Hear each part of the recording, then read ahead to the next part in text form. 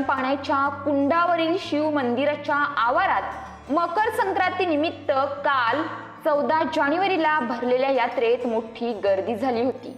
यात्रेत पालघर, डहाणू, वसई आणि विरार परिसरातील भाविकांनी गर्दी केली होती। 400 पेक्षा अधिक विक्रेत्यांनी विविध वस्तूंची दुकाने थाटली होती। गर्दीमुळे महामार्गावरून शंकर मंदिराकडे जाणाऱ्या रस्त्यावर चालणेही अवघड झाले होते। मकर संक्रांती निमित्त मुंबई अहमदाबाद महामार्गालगतच्या सातिवली गावातील शंकर मंदिर परिसरातील नैसर्गिक गरम पाण्याच्या कुंडांवर भरणारी यात्रा पालघर जिल्ह्यात प्रसिद्ध आहे। नैसर्गिक गरम पाण्याचे झरे, शंकर मंदिर आणि शेजारून वाहणारी वांद्री येथील निसर्ग सौंदर्यात भर घालते।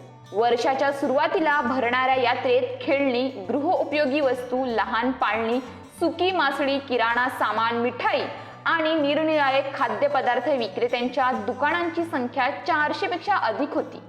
खरेदीसाठी भाविकांची दुकानांमध्ये मोठी गर्दी झाली होती। भाजीपाला विक्रेत्यांच्या दुकानातून कोणफळ आणि ऊसाची खरेदी आवर्जून केली जात होती। कुंडातील पाणी आरोग्यवर्धक असल्याची श्रद्धा असल्याने यात्रेच्या दिवशी पहाटे कुंडात अंघोळीसाठी भाविक मोठी गर्दी करतात। गरम पाण्याची कुंड आणि परिसरातील मंदिरे आदींची व्यवस्था पाहणाऱ्या शंकर मंदिर ट्रस्टला यात्रेत येणाऱ्या भाविकांकडून महसूल मिळतो।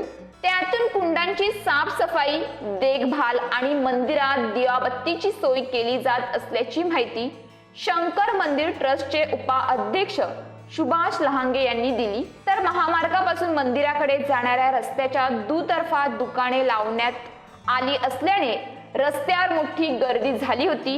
महामार्गावर अपघात सदृश्य परिस्थिती निर्माण होऊ नये यासाठी जिल्हा वाहतूक शाखा आणि मनोर पोलिसांकडून चोख बंदोबस्त ठेवण्यात आला होता।